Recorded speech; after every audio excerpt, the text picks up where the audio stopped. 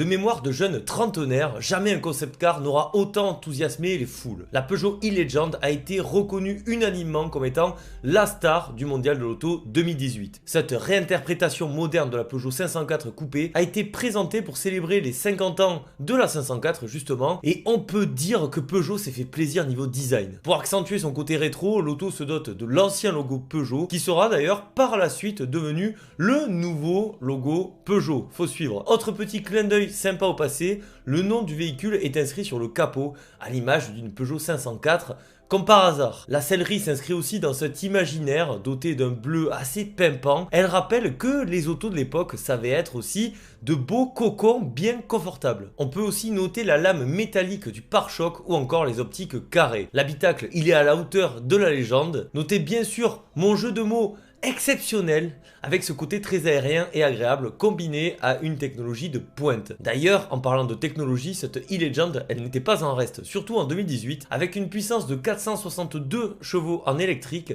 et une transmission intégrale permettant de coller l'auto au bitume avec un 0 à 100 abattu, attention, en 4 secondes, le tout avec une autonomie annoncé de 600 km. L'accueil de ce modèle y fut assez triomphal, à tel point que le public ainsi que les journalistes se sont mis à rêver. Et si c'était possible? En 2018, le néo-rétro est déjà bien à la mode et la 508 est une auto superbe, à qui il ne manque peut-être qu'une version coupée pour rendre ce modèle totalement iconique. Une pétition sera même lancée pour que ce modèle soit commercialisé. Elle compte aujourd'hui d'ailleurs plus de 60 000 signatures et Peugeot en parallèle, a déposé le nom de 504 Legend. Malheureusement, nous sommes dans une triste époque et les calculs des financiers ont rapidement fait de ce fantasme une désillusion logique. En effet, pour commercialiser ce petit bijou, il aurait fallu que Peugeot investisse 250 millions d'euros et réaliser au moins 20 000 ventes au tarif de 80 000 euros. Autant dire mission impossible malheureusement. C'est dommage car quelques années auparavant, Peugeot n'avait pas hésité à commercialiser un concept car roulant avec le Peugeot RCZ.